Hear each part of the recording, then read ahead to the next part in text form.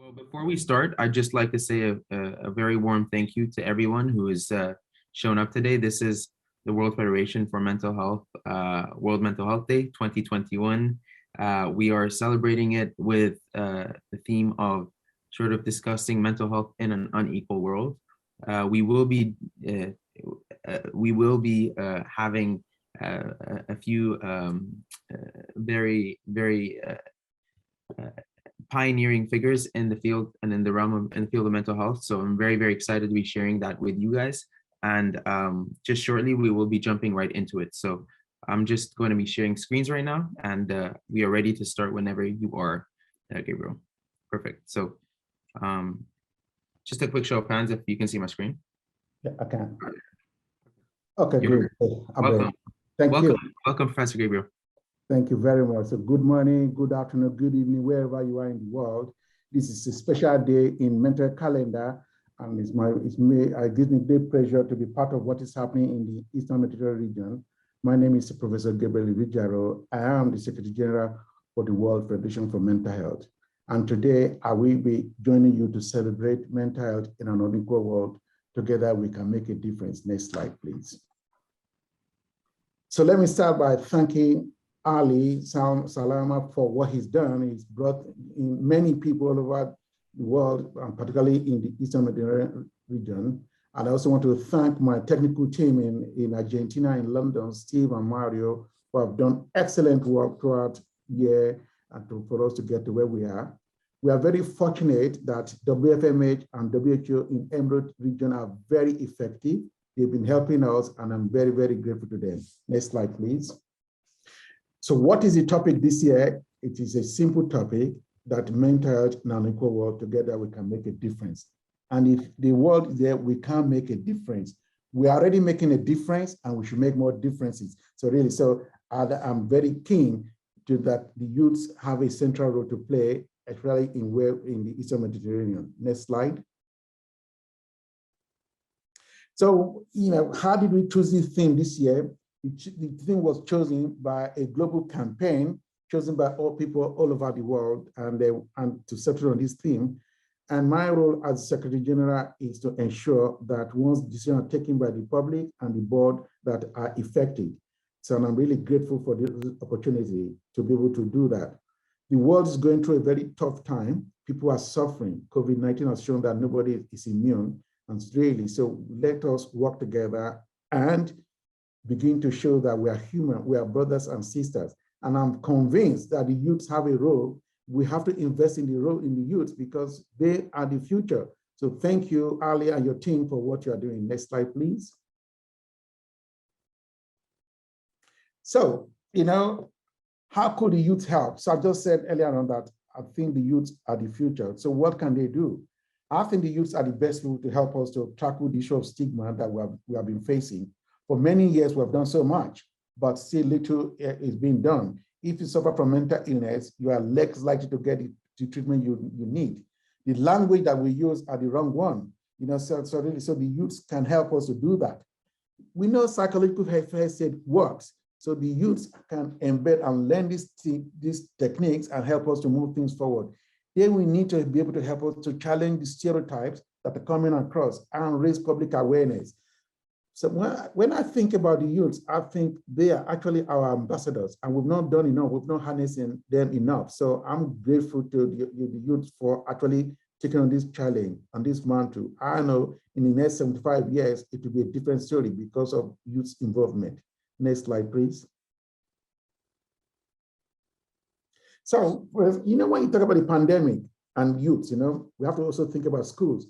For example, in the current pandemic, there have been many languages that we use to think about how youths are being at their schools. People have talked about, great inflation and co. So a friend of mine who's the Deputy Vice Chancellor, University of Bradford, Professor Irani, actually from Ebro region originally, he looked at this case and said that actually the governments need to partnership with education and youth people so that we can begin to look at the teaching, the training, and the language we use. That for too often, people think wrongly of the youth. Yeah, so really, so Professor Irani's work, you can read it in the document. I'm very grateful to him and Professor Bradford for commissioning this work. Next slide, please. One of the most difficult things is people and family with lived experience. We know that there's nobody in this world that is immune against mental illness or mental distress, but nobody wants to talk about it. So really, so David Capri's case is an economist in England. He's very proud to say he has had a mental and immediate recovery. And he's reading this chapter in this year's World Mental Health Day that we need the voice of people with lived experience. People with lived experience should come out to say, this is what helped me, and this is what you should not do, and that we need to go into a partnership with people with lived experience. Very powerful statement, very powerful comment. And I'm, so really, so we must learn lessons from people who have had the courage to come to talk about their suffering. Next slide, please. See, the youths are very good with digital technology. I'm not very good. I still struggle, So really, we are thinking about the future that where we can be in multiple places at the same time. So digital technology is very important. And if we are not to leave anybody behind. Again, I did some work in Professor Bradford looking into this. So I want to commit you to looking at this. And I want to speak to Ali and the team in that how could we work together to develop, a IT platform that is safe, effective, that the youths can help us to develop for the future. So again, we've got some information about this, but it's not the same as making it real. So I'm looking forward to how we can forward this partnership. Next slide, please.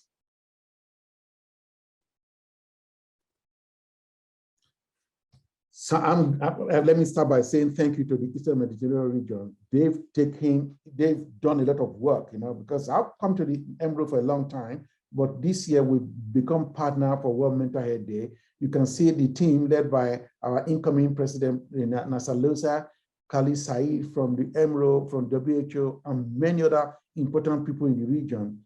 They've looked at EMRO as a system, as a group, and that first of all, you have difficulties between system, difficulty within countries, and they've come up with some strong recommendations. Next slide, please, on how we can tackle mental in the region.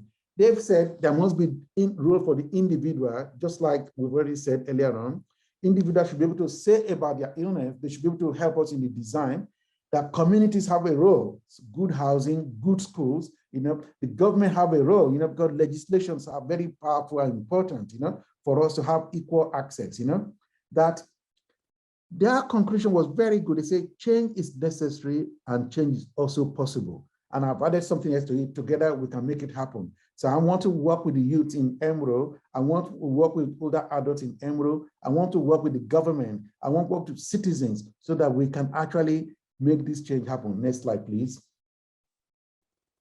So WFMH will be 75 in 2023. So we want to go again and look at the principles that help us in the formation of WFMH. And so this is an opportunity to invite you to London in 2022, because in June 2022, we'll get the preparation for 2023. It will be an opportunity for us to reinvigorate the good things we'll be doing, ensure the youths have a role, ensure the other adults have a role, ensure governments have a role, ensure the system have a role. So I'm going to end my message by saying World Mental Health Day is not a single event, it's not a single day. So let's agree on that, that each and every one of us has something to do and we have something to be able to contribute. But it is a movement that is here because no one is immune, and I want to invite you to be part of that. If you are not yet already a member of the WFMH, please come to join us. If you're already a member, set up groups that we can support you to tell this story. The youths are the future, and I'm grateful to Salam and their team for what they are doing. Thank you very much, and happy celebrations. Thank you, Dr. Gabby. I really appreciate it. Thank you so much for your time and for your effort. We are extremely, extremely happy to have you with us today. And with that being concluded, I would just want to thank you for your time. And I really, really appreciate the words you said. I think all of the people in this room are considered youth as well. So having your support is definitely something that we will take forward. And I'm so also happy the UN Secretary General as well has expressed his beautiful messages in regards to World Mental Health Day. So that being said, I know that we are in this together, and this is the beautiful thing about this coalition. So thank you so much for being with us today, and please feel free to have a beautiful day. Thank you so Thank you much. very much. Thank you. Enjoy the rest of the day. Bye. Thank you. Bye-bye. So with that being concluded, we are going to be heading into a few recorded videos that have been sent to us by the president of the World Federation for Mental Health and by the president-elect. Shortly, we will be starting our youth panel. However, we do have a few messages that very kind members of our communities have shared, and we will be going into them straight away. And guys, if you have any comments, any questions, please feel free to drop them in the comment section below, and I will be hosting and navigating this session as we moving forward. So please do feel free to drop any questions below. So moving forward, we will be introducing the president of the World Federation for Mental Health, Dr. Ingrid Daniels, and it is an honor and pleasure to have her virtually joining us today. So that being said, please feel free to welcome Dr. Ingrid Daniels. Here's a message from Dr. Ingrid Daniels.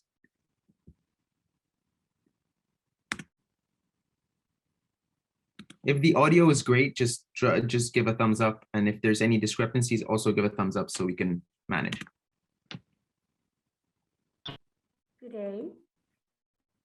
I bring you greetings from the World Federation for Mental Health. I'm Dr. Ingrid Daniels, and I am the president of the World Federation for Mental Health. As you know, the theme for this year's World Mental Health Day is mental health in an unequal world.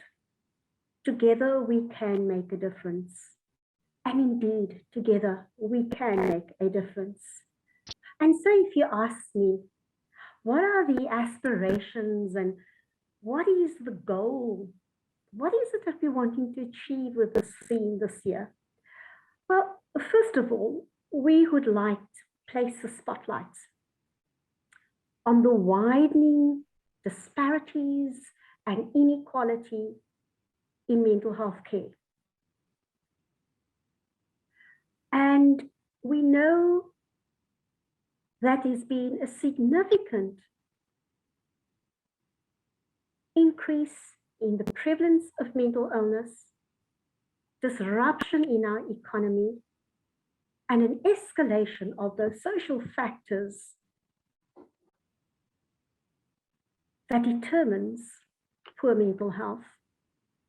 And so World Mental Health Day is the opportunity for us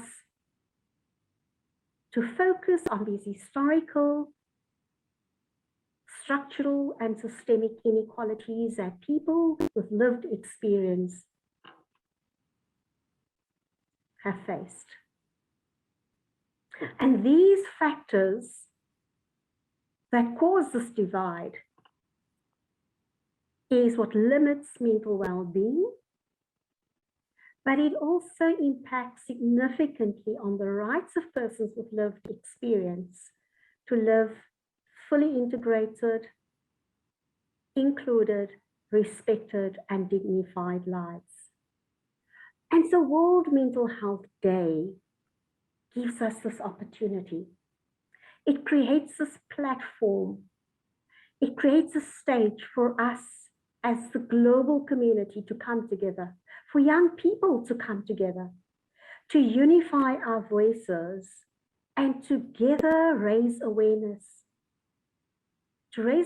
about these massive inequalities and disparities which impact on the right to health and the right to mental health and the right to recovery. It's the opportunity to raise awareness and to call for actions through our voices for solutions that will create lasting change. This is our ideal. And together we can do this. We can't do this in our, isolated ways. We've got to do this together And so if you had to ask me then, what is the role of young people to create this change? To create this change in the discussions that we need today around this very important but concerning theme, mental health in an unequal world. Then I have to say that I believe that young people are just absolutely incredible. First of all, I believe that they have been at the forefront of most of the social advocacy movements, which have highlighted and put the spotlight on many social issues around the globe, but also called for change. And they've kept the pressure on, haven't they? And so in the same way, we call our young people together and we say, please come together. Let's talk about our mental health. Let's talk about how these inequalities impact on living. Because mental health affects everything, the way we think, the way we act, the way we respond to our world.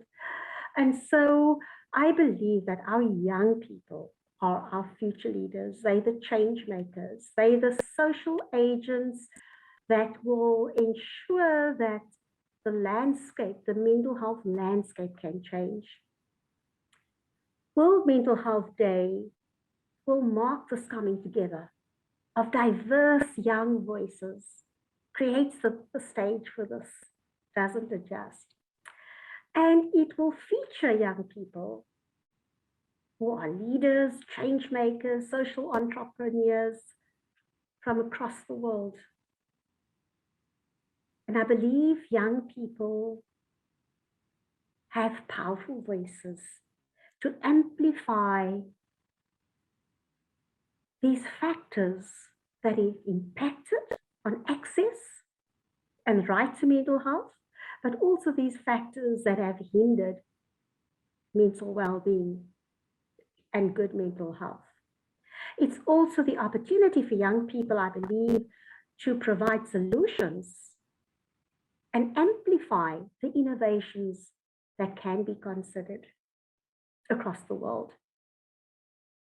And so what message would I like to leave with the Eastern Mediterranean region? Well, I believe that COVID-19 and this crisis has had a significant impact on our young people.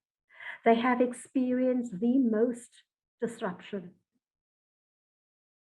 in their schooling,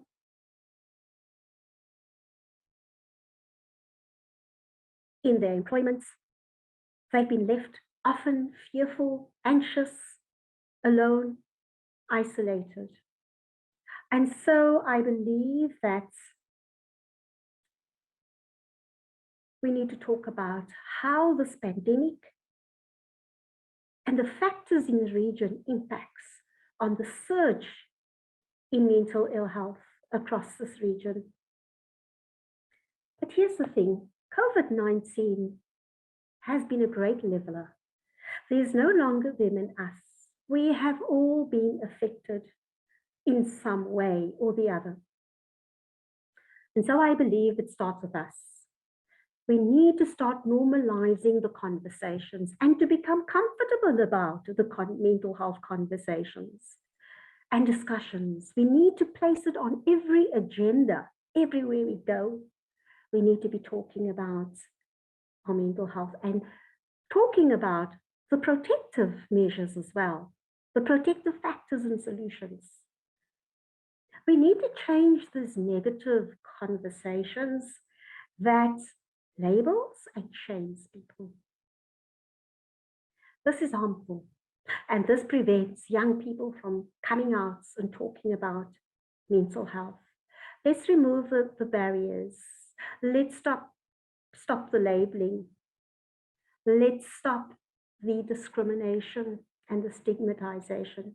Let's start talking about mental health in a very comfortable, natural way. Mental health, ladies and gentlemen, and young people, I believe is everyone's business, isn't it? We have a responsibility, and our responsibility is to talk about mental health, to put the spotlight on where these inequalities exist, and to come up with innovative solutions. It must be at the forefront. It must be prioritized as we prioritize the health consequences of the pandemic. We need to start prioritizing these two components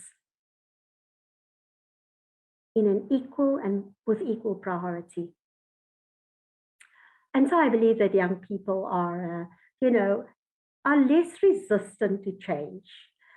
Young people are the change makers, and they are the future. You are the script writers as to how this mental health landscape can change, how we can take the un out of the unequal and create a world, a region, a country where there's mental health for all, that no one is left behind. Our youth need to be the features and the stars of this show to change the way in which mental health has been provided and in the way in which there's been resistance to prioritizing mental health within the health, within health. And so I want to end by saying that I believe that together we can make a difference. Together we can ensure that no young person is left behind. Together we can ensure that we can save lives, that we give back hope to young people. We have an amazing kite festival event, and a kite soars against adverse winds. And the kite line is our anchor.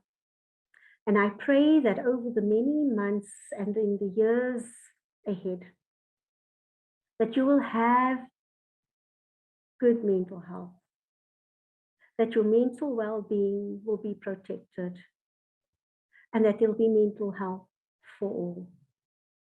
I want to wish you a wonderful World Mental Health Day on the 10th of October.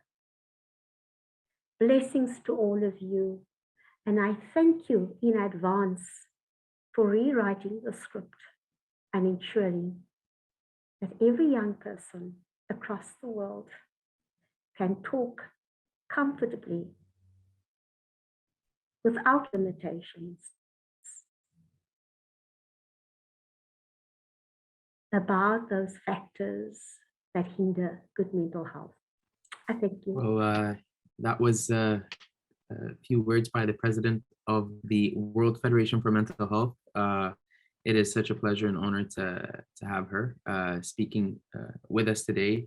We will shortly be moving towards the incoming president, as I held a short interview shortly with him. He couldn't be with us today, but he is a special person to my heart. He is the world president. He is the president-elect at the moment, Dr. Nasser Loza, and we will shortly be sharing his few words on youth today and the role of the World Federation for Mental Health playing in empowering youth. So without further ado, this is Dr. Nasser Loza's words.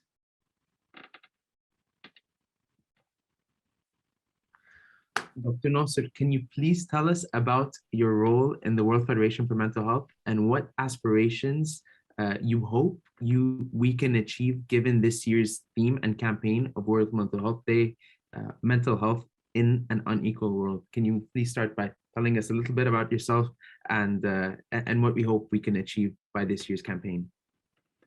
Thank you very much. Yes, well, I've been involved with the Federation for a number of years now, close to a decade. And of all the various societies and associations that deal with mental health around the world, the Federation is the one closest to my heart. It's one that looks at mental health rather than psychiatry, which is something I believe in very strongly, and one that has some very powerful representations of advocacy groups and multidisciplinary professions, but most of all, service users and carers.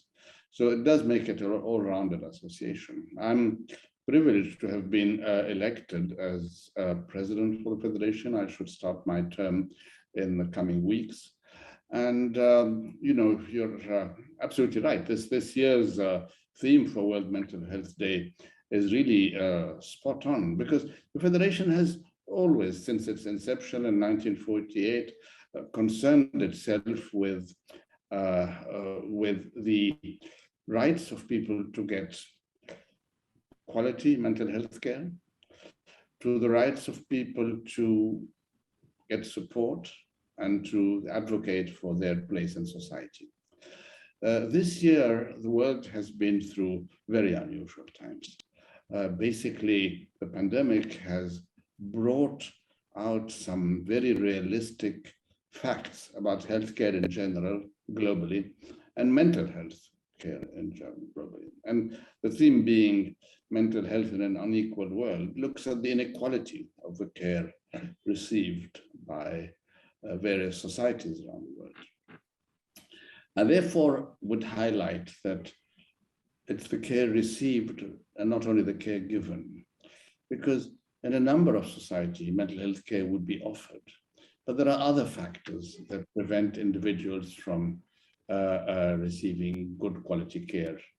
You, of many people, Ali, would know that the stigma that's attached to approaching mental health support has prevented many people in many societies around us to receive the right care. So the inequality that we're looking at is not just at the care provided, but it's at the care accessed and used fruitfully by various individuals in that society. Thank you. Definitely, Annie. Really, it is a responsibility this year that we do provide that access on a larger scale. Now, how do you think the role of youth can help create the change we need in today's discussion around mental health? What do you believe is that responsibility that youth carry today? I like not to refer to that sector of the population as youth. Youth are the future, and I refer to them as the future. The young people are a much better investment for advocating principles and rights. You're bringing out a whole young generation that would have years and years of impact around the world. So yes, the young ones among us this role more important than many others. You're right. You're also fortunate in your generation of young people to have amazing access to information and to media. Ali, back in 2006 or 2007, I was leading a mental health campaign in Egypt about the human rights of mental patients. In those days, the internet, the social media, and the connectivity was not what it is now. And I can tell you that it's such a huge cost and a huge effort to produce those videos and to buy airtime on television. Ramadan, I remember it was in Cairo. To reach the public was a huge effort and expense. Your generation is very fortunate that you can do this at the click of a button. And so you will be heard a lot more than previous generations. And that's why we rely on you. Thank you. Definitely, we are doing our best. And what message would you like to share with our audience today in the Eastern Mediterranean region on our current state of mental health, and where can we start taking action today and making it a top priority as we navigate our way through and out of COVID-19? That's a very good question, because COVID-19 has taught us a lot about how to live with ourselves and how to accept others. And I think the Eastern Mediterranean region has had a long history of tolerance and accepting people with mental illness. The last century or so was different. We were going through many political changes, colonialism, occupied, West, different cultures, and attitudes towards mental illness suffered, I think, during that time. If there's one short message today I would like to give to our community, is that this person with mental illness could be my brother or my son, or it could be me. So referring to them as them and us is unrealistic. I could at any time develop any form of mental illness. And I would just like to think that I would be treated with respect and with dignity. Thank you, Dr. Nasser. I really appreciate it. Thank you. Thank you. This was Dr. Nasser Loza. I really do feel very strongly about the words he said, us and them. And I think that we need to really factor in that it's no longer an us versus them game. It's really about a whole collective game as we. So I just want to say thank you for that. Next up, we have the Vice President for the World Federation for Mental Health, EMRO, stands for Eastern Mediterranean Regional Office. And it's an honor to be presenting Dr. Brigitte Khouri. Welcome, Dr. Brigitte. We will be sharing her words shortly.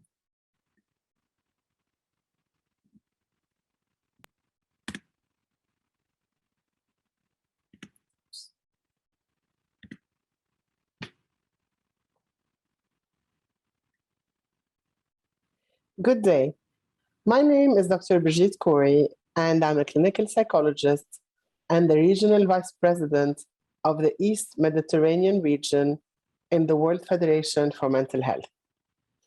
I'm addressing you in the occasion of World Mental Health Day, which is a yearly reminder of the importance of mental health in our daily life. Our region in particular has witnessed violence, wars, natural and man-made disasters, discrimination against vulnerable groups, and many more hardships, which are all risk factors for mental problems. It is then of particular importance to emphasize the role of awareness and prevention around mental health issues and provide accessibility for treatments to individuals and families who need them. After the COVID-19 pandemic, we are facing a global mental health pandemic, and it has particularly impacted the youth who saw their future plans of study or work paused,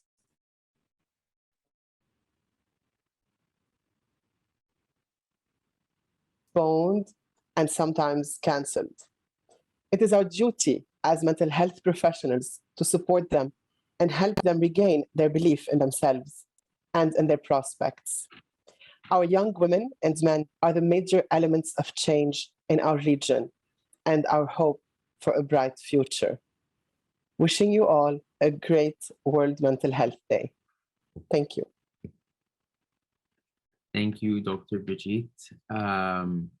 I hope were we able to watch this video? If so, just give me a thumbs up. And as of now, what we will be doing is we will be sharing a few partners for the World Federation for Mental Health.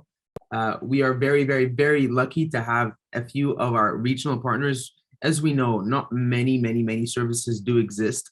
And knowing that we will be live today and knowing that this would be an opportunity for us before we go into the youth panel to share some voices and make sure that those services are known. Some of the services, in fact, all of them have an offer for us youth today to make mental health more accessible in an effort to bridge and sort of create that coalition for our message today, which is making mental health in an unequal world, working towards making that a more accessible resource for many. So with that being said, I would like to introduce Victoria, the CEO of MindTales. She does have a few words for us today in sort of introducing to us what MindTales is. It is based out of the UAE, and it is an honor and pleasure to have her speaking with us today. So without further ado, I hereby introduce you to Victoria.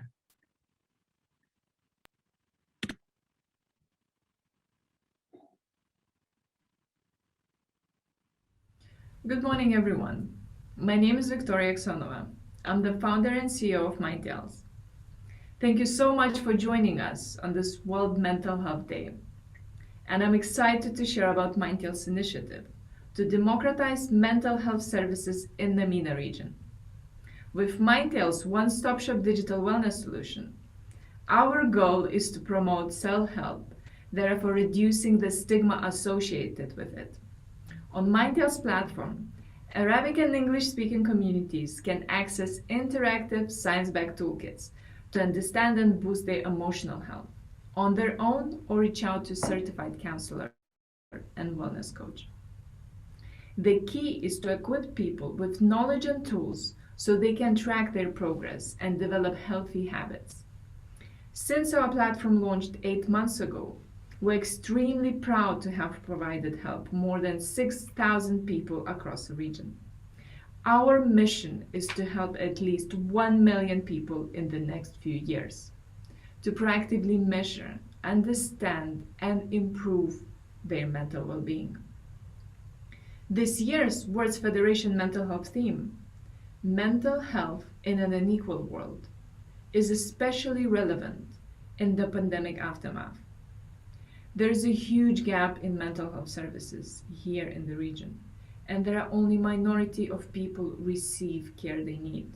And there are various reasons for this: social stigma, lack of awareness, shortage of easy and affordable care.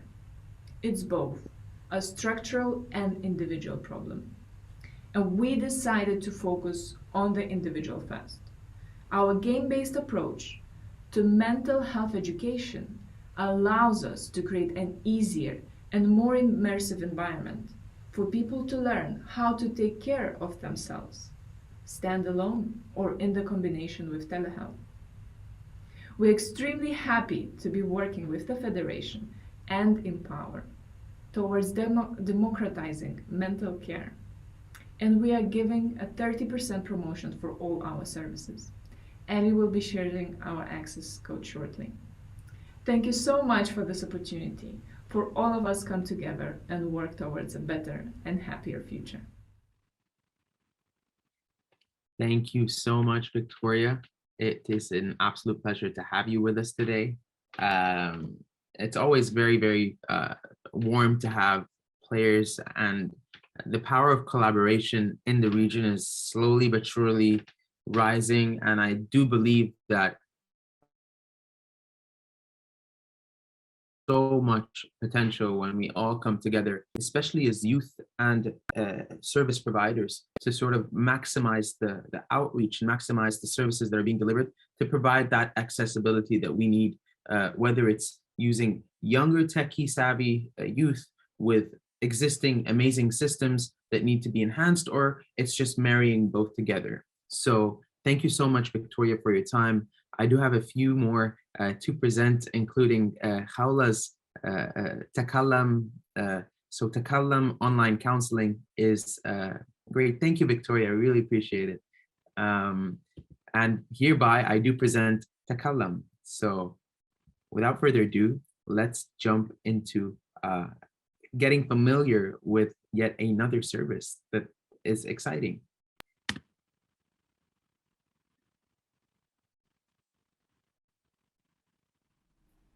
Hello everyone, my name is Khawla Hamad, founder and CEO of Takallam, which is the Arabic word for talk. Takallam is an award-winning online counseling platform. We connect individuals and organizations with mental health professionals directly through a seamless digital experience. Since our launch, which has been less than a year ago, we were able to deliver hundreds of counseling sessions to thousands of users on our platform. Given this year's theme, which is increasing accessibility to mental health care, we are so proud to be offering free counseling sessions from 10 a.m. to 10 p.m.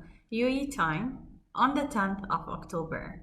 To benefit from this offer, please visit our website takallamhere.com and enter the promo code TAKALLAMFREE. Thank you for involving us and giving us the opportunity to give back and create a social impact. Perfect. So with that being said, I am very, very, very, very happy to now start our youth panel. We will be continuing a few partners' words after we finalize our youth panel, but just in the interest of time, I would like to welcome Yasmin El Garhi, and I will actually allow, you give me one moment, I will allow to unmute and start video. So if Yasmin, Mahmoud, and Yafuz, if you can start sharing your videos and unmuting yourselves, that would be absolutely great. And would be so more than happy to. Hi, Yasmin. Hi, Yafuz. Mahmoud, are you with us? Perfect. We'll just wait for Mahmoud. How is everyone doing today? I'm doing great. Thank you so much. Yeah. How I know that today's theme is yes, but I can't go on. Sis, I do not have permission. Give me one moment. I'll just let Mahmoud in, and I will ask him to unmute. Done. Perfect. Mahmoud, you're with us. Hello, man. Hi, everyone. Hi. How is everyone doing? First of all, I just want to say it's an absolute honor to have you with us today. It is incredible to sort of have not you guys as just friends, but people that I highly respect doing the work that you do. I was personally going to introduce you, but midway I thought about how about you introducing yourselves and the work that you do in just a quick round of 1 minute each before we dive into today's topic. And let's start by Yasmin. Yasmin, if you can tell us a little bit more about what you do and who you are in a minute, that would be absolutely great. And thank you for being here. For sure. Thank you, Annie, for inviting me here. Well, to start, I'm a mental health specialist. I'm undergoing my master's degree in counseling psychology right now, and I'm working as an addiction recovery coach. I have been using my platform to advocate that people really need to have equal opportunities of mental health and try to break this mental health stigma, because it's not just for the fortunate people to go and ask for this kind of help. It's supposed to be available for everyone, just like any normal healthcare. And I am dedicating my life to helping people like that. And right now I'm actually learning sign language to be able to help even more and more people when it comes to mental health. That is amazing. Well, thank you so much for being here. I really appreciate your time. Next up is Yafuz. Thank you so much, Yafuz, for joining. Would love to hear a little bit more about your work. You're certainly one of the youth leaders in Canada with roots from Turkey.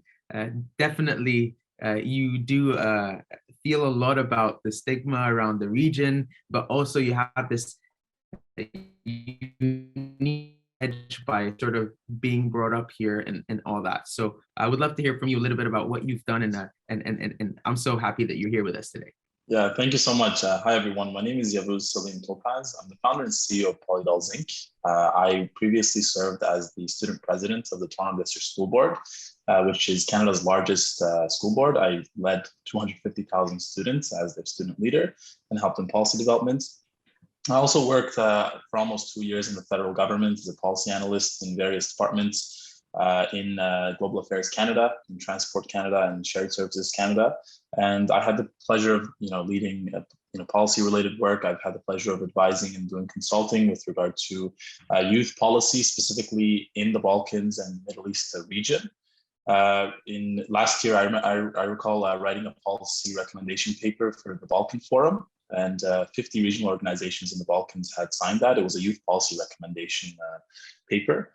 Myself, I mean, I was brought up in Canada. I was born and raised in Canada. I'm Canadian with Turkish origins, and for me, youth mental health is very important because a lot of Canadian youth that have blood from this region, from the MENA region, face a lot of identity issues, and they usually come from immigrant families. And I think mental health is a discussion that is hard to have sometimes with them. And I think being leaders in this front is very important, and being able to have these two different perspectives and bring them together in these conversations, I think is very important. So thanks so much, Ali, for having me, and I hope to bring my perspective as well. Thank you, Yafuz. It's an honor and it's a pleasure, Habibi.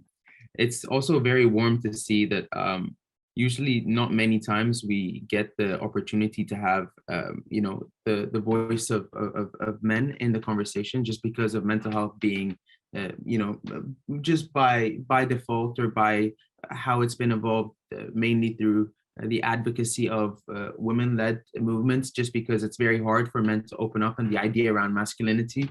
And that leads me to Mahmoud, because I know his TED Talk was around toxic masculinity, and it's very warm to have you here today and share your voice. Thank you so much for everything that you do. And if you can introduce yourself a little bit for the audience, that would be great. Shukran, Ya Ali. Thank you so much. Hi, everyone. My name is Mahmoud Khidr. I am based in New York, but originally Egyptian. I have been in the mental health space. It's funny because being in the space is like when you have lived experience, you've been in the space for a long time. Just as a person who's been on that side, having grown up here and faced different challenges with integrating as an immigrant, and then looking at actually starting to do the work when I was younger around advocacy and supporting vulnerable populations, started about 8 years ago. And so I started an organization called Floramind to support youth with their mental health, specifically focused on mental health education in underserved communities in New York. And as we've built and grown our platform, we've really started to ask more questions like, what are the other things that cause, that cause mental health issues in the first place, and how do we address it from a more holistic perspective? And so we started looking at physical health, we started looking at policy, we started looking at things like racism, how do we build more culturally relevant solutions? And so we're focusing now on technology and how not just building technology, but also continuing to build in a way that's not supporting those who don't have technology is problematic, and also being more interested in building out the specific idea focused on faith and how faith-based mental health solutions can be really powerful for a region like the MENA region, where faith is a critical part of our lives. So I'm so excited to be here with you all today. Thank you so much, Mahmoud. It's an honor and it's a pleasure to have you. Now let's start the panel by sort of discussing just the main point here. I think the main point we're here together is to kind of shed light on a little bit from the standpoint of how we can actually play a role in the future, as Dr. Nasser was saying, or Dr. Gabriel was saying, and how, what are the things that we should work together towards, and how has that been really effective, perhaps from your experience or from where you're seeing the lens sort of being focused towards. I mean, every single person in this room today, whether it's Mahmoud in New York, Yafuz in Toronto, Yasmin in Cairo, me being a little every. How do you see mental health evolving from the perspective of youth? That's kind of what I would like us to sort of take up as a first question. So if we can give the mic to Yas, I would love to hear your perspective from especially being on the ground in Cairo right now. That's actually a very good question, Ali. Here in Cairo, youth and mental health, I'd like to say that they are starting to get the grasp of how important it is, because like if you asked me a couple of years ago, if people are starting to go into therapy or like psychiatry, or even educate themselves towards the idea, I'd tell you 2 years ago, it wasn't that much. However, ever since the pandemic, and I have realized the increase of people actually asking for help when it comes to mental health, clients coming to me or coming to a lot of other places, they're actually trying to seek this kind of help. However, what I'm actually concerned of is the other part of the equation, which is the people who are providing mental health support.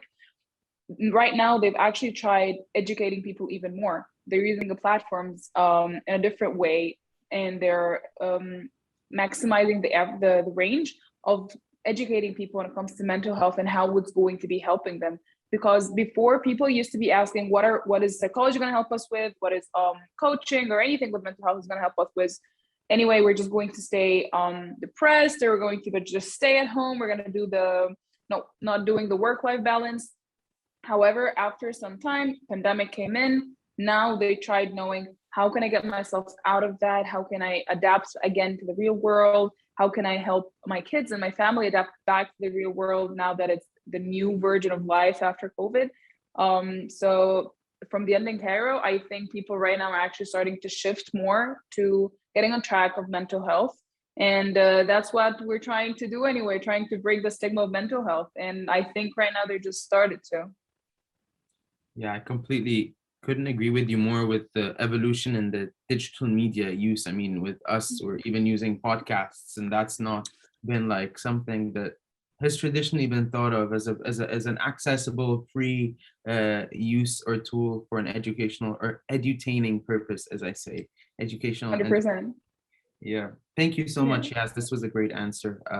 Thank Uh, Yafuz, I would love to sort of shine a light on your end and your perspective on sort of our role in sort of how can I say, not reinventing the future of well-being for youth, but sort Yeah. of taking the lead in that. How do you see it?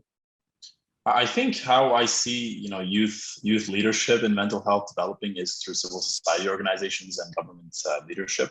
I think in the past couple of years, I've seen a lot of youth involvement in civil society organizations and a lot of policy development occurring. And I think how, especially in the MENA region and rather regions of the world that are kind of new to these types of subjects, I'd love to see, and I am kind of seeing these discussions happening in nonprofits and civil society organizations. And I think Yasmin was talking about how the communication sector, and you were discussing how the communication sector, podcasts, et cetera, these are developing. I think we also need to, at the same time, develop regulatory frameworks. We need to develop policy frameworks to support youth, because ultimately we need to involve government in some way, or we need to involve these large organizations and these powerful organizations to help us, because we live in a very interconnected society, and we live in a society that has a lot of rules and regulations. And currently, a lot of the policies we have not been adapted to the mental health reality of today.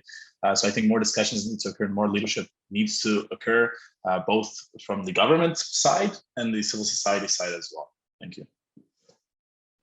That's amazing. If you don't mind me asking you one question around the policy, because I feel that that's you have a ton of experience on that realm. What type of policies do you think could exist in the MENA that are very simple and like have very little friction, that could currently like just by initiative sort of happen and don't have that much effort to sort of push? Like, what can we, with minimal investment or minimal effort, get a maximum return or a maximum benefit out of a small policy that you perhaps would have seen through your experiences here in Canada, over there in any country in the Middle East?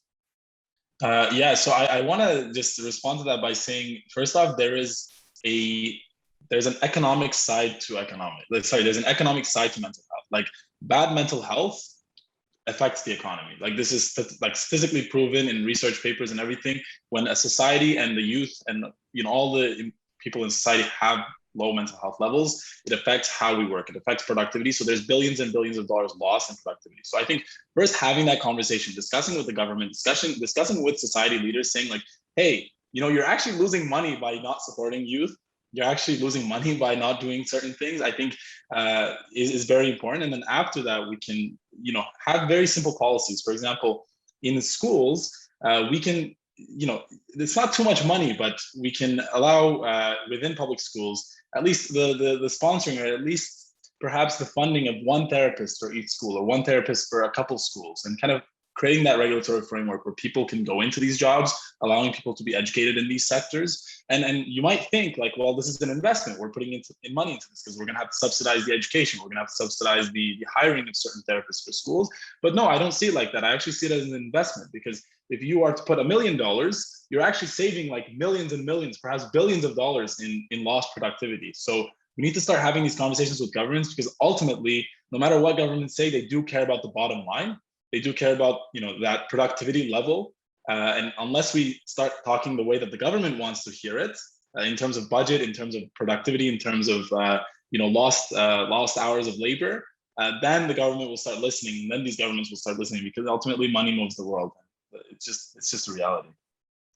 Yeah, I couldn't sort of agree with you more on that front. And it's just a matter, like, on the podcast, empathy always wins. That's how like we structured the idea of emotional intelligence, mental health as a winning component in companies. And it's a very similar argument, and I really, really, really appreciate your comments, Yafuz. Thank you so Yeah, and much. I'd like to say one last thing. I think also developing arts, like in supporting youth in art development, also is also a low cost way, perhaps, to ensure that mental health is supported. Because art, and this is very big in Middle Eastern history as well. Like art has been used in Middle Eastern history for therapeutic reasons, and I think having the framework and the supporting Middle Eastern artists, supporting youth artists, can actually help in mental health as well. Thank you. Absolutely. I really do 100% agree. Mahmoud, over to you. How do you see the reform of youth mental health in the MENA and our future? What can we do in our hands to sort of get the ball rolling and create that effective immediate or short-term change? I think we need to have a lot more Alis in the region. Alis, Ismians, Yavuz, all of us. I feel like the big nuance that youth in parts like the Middle East have to think about is that you don't have to follow the existing solutions and the existing models that have worked in other countries, and you don't have to create and use the same frameworks. For example, a lot of what's available from the mental health perspective, and when we talk about therapy, when we talk about current systems, it's really, we're talking about a Eurocentric model that has worked for a certain type of people for a long time. And those type of people have had access to those solutions, and it's been effective for them. And it's even questionable how effective and accessible it is. But generally speaking, it's been effective for a certain group of people. When we think about the issues that we're facing today with mental health for youth and their involvement in leadership, sometimes they will think, oh, we need, for example, to follow the therapy model, or we need to follow the model of, implementing what has worked in this country and that country, when, we have a very different infrastructure. We have very different cultural values, norms. We have very different problems that need that kind of like to take it a step forward. And so I think I would say, we need a lot of creativity with thinking about how do we build for, when we build solutions, we have to think about the person that will never get that solution. Like who does the solutions we build benefit the most, and who will never have access to it? So for example, when we talk about building digital solutions, right? We have, I think I was reading this morning that 50% or 40% of the population still doesn't have access to the internet. And in a country like Egypt or anywhere in the Middle East, I'm sure those numbers, maybe it's higher, maybe it's a little bit, it's different where in the country. But when you think about things like that, so when we build digital solutions, it makes you question, like, okay, who is going to be supported? It's going to be the people that have access to internet devices, etc. But who needs it the most? And maybe people that don't have a phone, that don't have access to a computer. And so when you're thinking about designing solutions, I would say a few things to keep in mind is to think about community. Think about, I love Ali is doing a lot of work with peer support. How can you think from a community approach that's always worked for certain types of people in certain communities? I love the policy approach that was mentioned. I think policy is so critical to push the needle forward. And so just thinking about all these different pockets where you can make an impact. You do not have to build another tech product. Not necessarily, you may if that's what you want to do, but you don't have to be in that kind of like area where you think I have to build something that's tech, I have to build something that's this. You might have a huge impact doing something that's more aligned in your lane and your passion because of how many areas we have to address this problem from. Yeah, ultimately it's an ecosystem. Like it's an ecosystem that needs to be developed, and there needs to be all actors involved, not just a certain group of actors. And you discussed very well about like the Eurocentric model, right? I think there's also this issue with a lot of, especially in policy development, this adult-centric or senior-centric model that we have in policy, where a lot of policy gets developed from the perspective of a 30-year-old or 35 or 40-year-old, usually a white man. And that's an issue because ultimately, especially in this generation, it's youth that are really being affected by mental health. So we should have, instead of an adult lens, a youth lens in policy, not just a Eurocentric, and not just an adult-centric, a youth-centric, a Middle East-centric, very diversified, lenses. I think that is very important. Thank you. Absolutely. I'd like Yasmin's also input on that, because I feel like Yasmin also works with a lot of youth, and I'd like to hear your approach on the comments we've just made here. Well, I do believe that youth are supposed to have that say in what they would actually need as a policy to change. I have a background in political science, so when policy is being said, all I can think of is how people can actually have the, let's say, the influence on the government and what we need to change and whatnot. And mental health is something that is definitely affecting the youth, and the youth, they don't have much access to it, and they don't have much access to it, even talking to the government about it. So changing the policy and talking for them, like I 100% agree that talking to the government when it comes to the economy and how much money we're losing from people who are actually suffering from mental health or mental illnesses in any corporate or any financial institute, they are losing money. But however, they're also losing calibers that could actually have huge potential to move whatever entity they are in to a whole different level. Because one day, one way or another, one of these youth is going to be the president of this country, or going to be the president of this entity. One way or another, they are going to have the lead. Like Dr. Loza said, he is going to be the future. Like this person is going to be the future.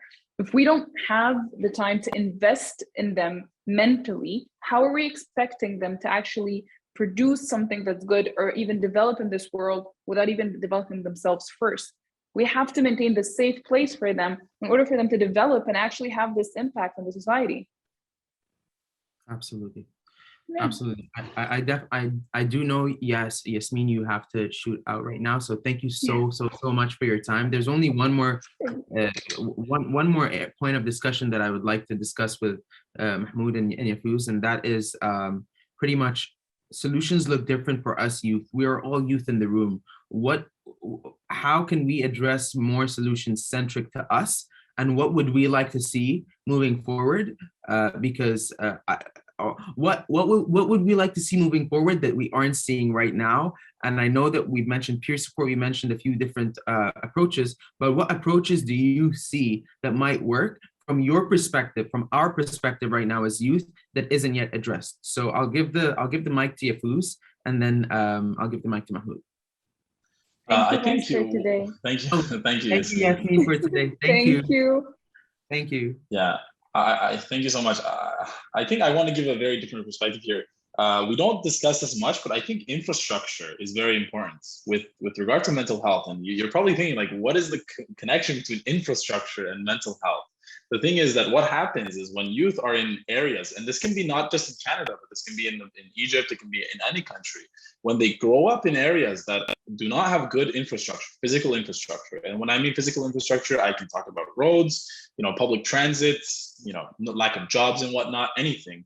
What they do is that doesn't make a good environment, that doesn't create a good environment for them to have a good mental health. Because when there's good infrastructure, people are in a good environment and they feel good about themselves, right? So one way to develop mental health is not just through policy, not just through interpersonal developments of youth and whatnot, as we've discussed, but also investing in infrastructure, investing in community initiatives, investing in building things. Because when we build things, we also build people, because people are building those things, right? Like whether it be, for example, think of it like this: you're a young man in North York, Toronto, and the government starts building a new community community building.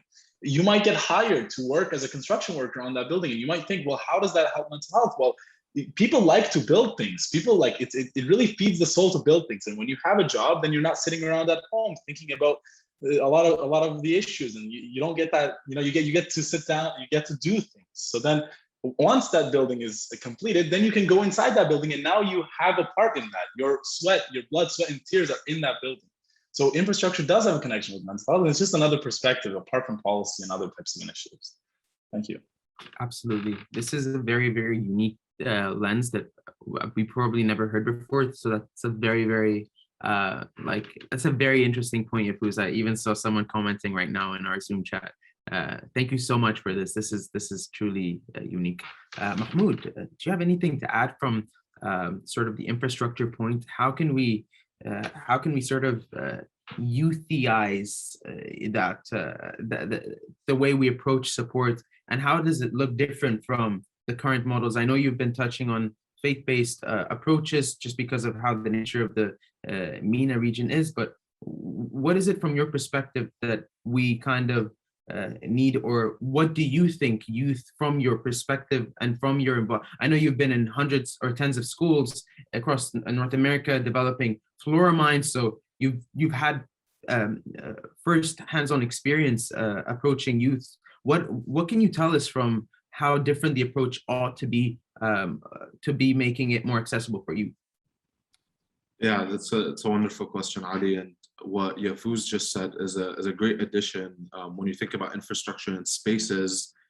So he's talking about infrastructure, jobs. We're talking about spaces for people to build community, spaces for people. I mean, it could be potentially for people to hang out in, to just get a better connection with another human being. That's a really wonderful perspective. So thank you for adding it. I think the main thing you'll see is that, from my point of view, is as we move forward in the conversation about mental health, it cannot exist in a silo. Like, we can't talk about it separately from the other issues that cause it. And so the infrastructure example is a really good example. When we look at just like, mental health 101, social determinants of health, like what are all the different things that cause and show us how someone's health is going to be. For example, we have enough data now that based on your zip code, we can tell like your health outcomes. We have a general idea of like what your health outcomes are going to be just based off where you live, where you grew up.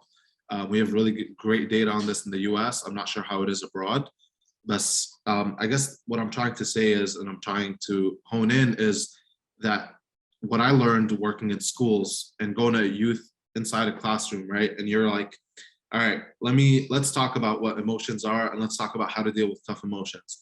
That's extremely valuable, right? You're teaching people mental health education, literacy, etc. That's wonderful. If you're doing that and then they're going home and their parent does not care about mental health, tells them that everything they're going through is made up, tells them that they can't go through suffering or pain because they're a kid, and then they go to the local mosque where they go pray, or the church or synagogue, wherever they do, and then the faith leaders don't reciprocate that energy. They also, invalidate them, and then they go, in any other space, and that's how, or of course, more systemic challenges, like they face racism, or they don't have food on their table, right? Or they're suffering with housing. All of these issues, you can't go tell someone, oh, you should breathe a little bit better, when they're like, I don't have food to eat, right? Or I don't have a job, right? Or my house just, my house got bombed, and now I don't have a place to live. And you're like, all right, just focus on breathing. Like, yes, that can be valuable in a moment to like manage emotions, but if we put it in a silo alone and we don't see how it connects with everything else, the solutions that we develop are never going to be enough. And so we need mental health to have a conversation in every single space.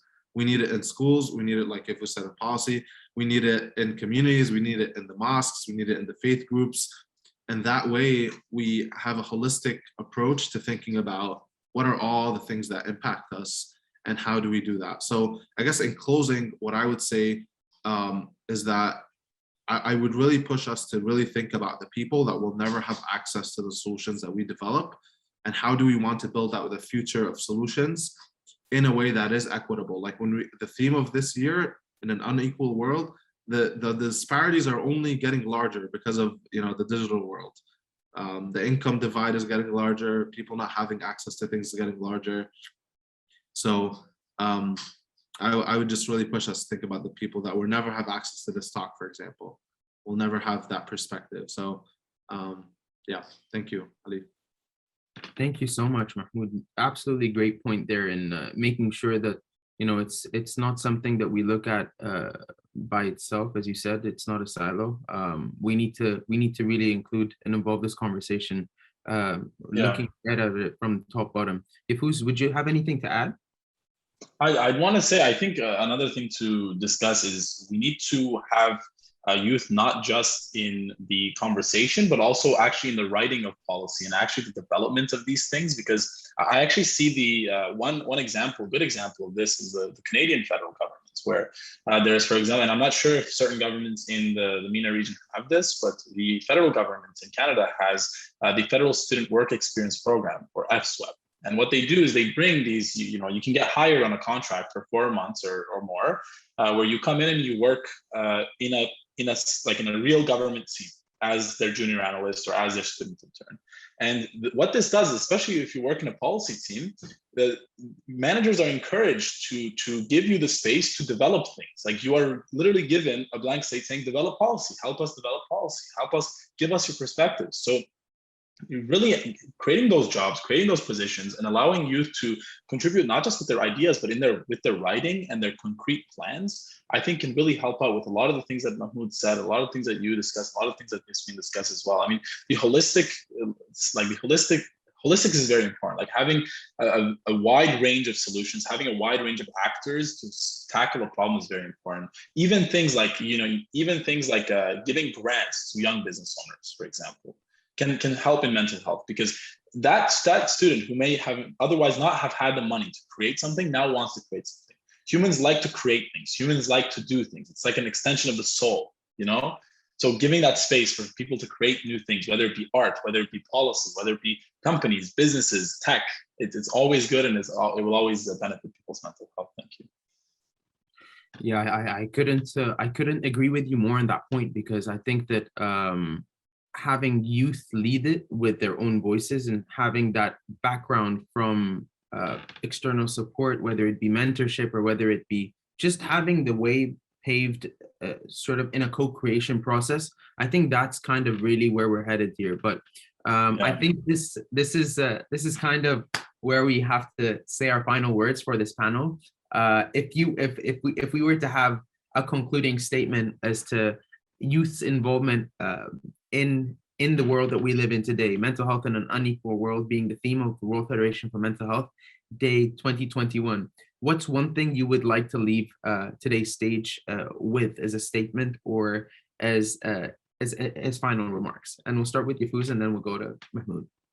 Yeah, thank you so much. Mahmoud kind of discussed this. I think Maslow's hierarchy of needs is very important. Like, we need to, when we are talking about mental health, understand that people have a hierarchy of needs. And if we want to create a more equal society, if we want to create a society that, works cohesively, we need to step by step ensure that people's needs are being met. And more conversations need to happen about the hierarchy of needs. Thank you. Thank you, Yafuz. Mahmoud.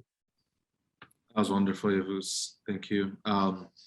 When I was graduating college a few years ago, one of my speakers, his name was John Lewis, and he was one of the civil rights leaders in America that was a close friend to Martin Luther King Jr. And he said a message there that I think I would just like to say the same thing he said, because it was so inspiring. And he lived his life pushing on the fight for equality, for civil rights, for Black people in America. And I think it was very inspiring.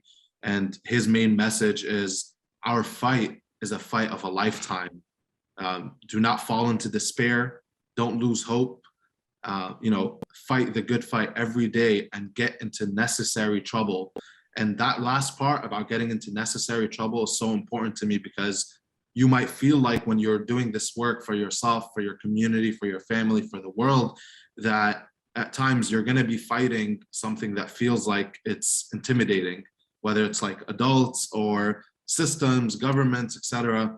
And when you feel that, if you're doing the right thing and you feel it in the deep of your core and your heart and your soul, carry that conviction with you to push you forward and to fight the fight, and hold on to that hope every day, because that's critical in this work. So that's my message. This is so warm. I really, really, really appreciate it, Mahmoud. And honestly, it's been an honor having you and Yafuz and Yasmin today on the panel. Not only am I very lucky to call you friends, but I'm also lucky to call you youth leaders that I really respect and look up to, whether it be in the same field or a similar respective field. And it's just a pleasure to have you today on World Mental Health Day to share your voices. And I'm sure a lot of young and people of all ages would love to really hear what you have to say. This is on record. So really appreciate your time, and please do feel free to always, I know we've created a semi-private group, us together, where we keep this discussion. Hopefully in London, we can travel to the World Federation. We'll see about that. But just for now, thank you so much for your time. It's an honor and pleasure to have you. And as we move on to the next segment, and guys, feel free to, if you'd like to sort of shoot off, or if you'd like to stay with us, it would be amazing to have you. But of course, I know you're very busy. So do feel free to sort of get on with your busy days or join us in our next segment. We will just introduce a few other partners that are in collaboration with this youth panel. Thank you so much, guys. I appreciate it once again. Moving forward, thanks for having us. Absolutely. Thank you, Afus. Thank you, Mahmoud. Moving forward in the last segment of today's panel, I'd love to introduce two more of our services, or two more of our partner services, being Nafas app and Labay. So without further ado, I would love to introduce Nafas's Safe.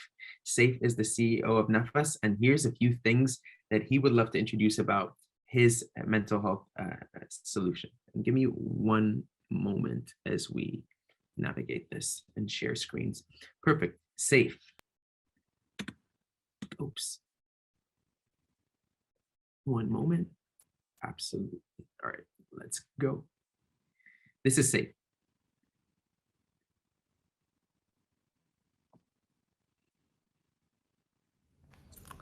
Hello, my name is Saif and I'm the founder of Nafas app. I'm really excited to be here today with the World Federation for Mental Health to talk about Nafas and the impact that we have done so far. So what is Nafas? Nafas is a meditation app that focuses on the Arabic population to help them deal with anxiety, stress, insomnia, and depression. We do that through instilling the practice of mindfulness, while also emphasizing on the positive emotions like self-love, hope, gratitude, and so on. In the past year, we were able to serve over 450,000 individuals in the Arabic region, allowing them to improve themselves, manage their anxiety, and even overcome their depression. We have seen an amazing feedback from multiple people talking about how they were able to manage their panic attacks, how to manage their suicidal thoughts, and so on. It makes us really proud because when we started Nafas, we understood that there is a huge stigma in the region when it comes to mental health. We wanted to create something that is self-paced, something very private, and people can use anytime, anywhere they want. We also understand accessibility is a problem. And this is what makes us really proud of the World Federation for Mental Health to focus on the unique challenges that the world currently has when it comes to providing mental health care for everyone. In Nafas, we have the aim and goal to make our offering as accessible as possible. In the past year, we enabled Nafas to be free of charge in multiple Arabic countries that are well known for war, famine, and poverty.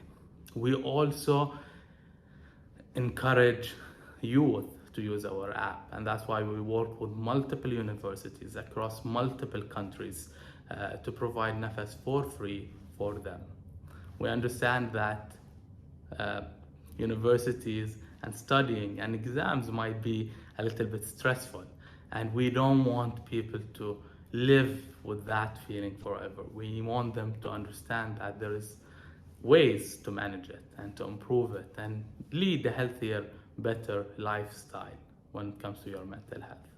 So again, I'm really excited to be part of this event.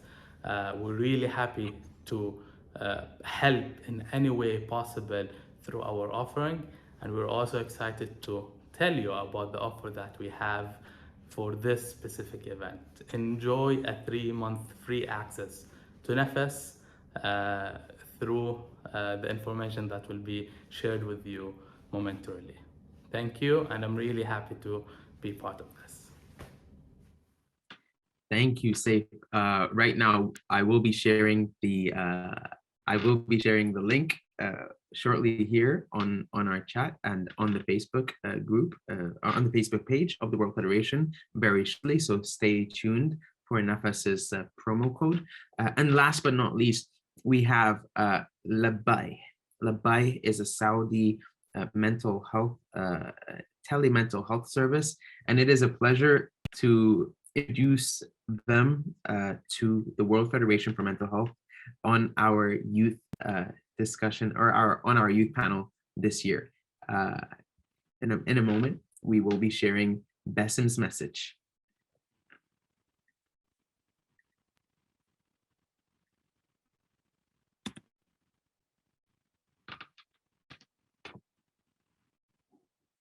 Hello, good morning everyone. My name is Bassem Bladi, founder and CEO of Labai. It is my glad to talk with you in World Mental Health Day for the World Federation of Mental Health. We are in Labai in a mission to share hope. We are together in a hope journey, and we are working to make mental health support as accessible for 1 out of 3 in Saudi Arabia have suffered from mental health once in his life. Look around you, somebody is suffering right now. The problem about mental health in MENA region, it is embarrassing, it is expensive, and it is so difficult to ask for help. So that we made Labai, a mobile app that connects you with a therapist immediately and in private. Our journey in Labai was not that easy, but we believe in our solution. We believe that we have the ability to help everyone in this region. And so far, we have provided over 3 million minutes of counseling in the last 2 years. More than that, we have over 300,000 users, and our network have more than 200 therapists. Those therapists are highly qualified. All of them have at least a bachelor degree and a master degree in psychology. And they have been working with us in the last 3 years so hard to share our mission and to say for everyone that's Labai here, and we are ready to help you immediately. On top of this, we believe counseling is so important for mental health support, but it's not everything. So that we created other solutions to support our community, to support our people, and to share this awareness. In Labai, we create content. We do a group therapy online, and we do webinars and workshops. In the last 2 years, we have done over 250 of webinars and workshops. And all of those webinars, content, group therapy are for free. And our goal is sharing awareness in mental health. World Mental Health Day is a special occasion to share awareness about mental health support. That's why in Labai we have a very big and a huge campaign to achieve this purpose. This year, from 10 October until the end of the month of October, we have a free counseling mental health sessions for everyone. You just need to download our app and to be in contact with a therapist immediately. On top of this, we will have a media buying campaign also in social media in Arabic language for everyone in Saudi Arabia and MENA region. We will share videos, infographics, talks and webinars to increase the awareness about the World Mental Health Day and the importance of mental health support for everyone in Arabic, especially here in Saudi Arabia and the MENA region. Finally, I would like to thank Empower. I would like to thank World Federation Mental Health for allowing us to be in this gathering, to be in this big campaign. And Nabe, as always, here and ready to help everyone. Thank you. Perfect, superb. I do want to just mention a slight error. Bassem is the CEO of Labay, and it was just written on the title Mind Tales. So I would just like to clarify that error on our ends. But with that being said, I do want to say in conclusion to our panel and our discussion today for the youth on behalf of the World Federation for Mental Health, at the EMRO region, the Eastern Mediterranean Regional Office, it has been a pleasure for us to share this space with you on World Mental Health Day.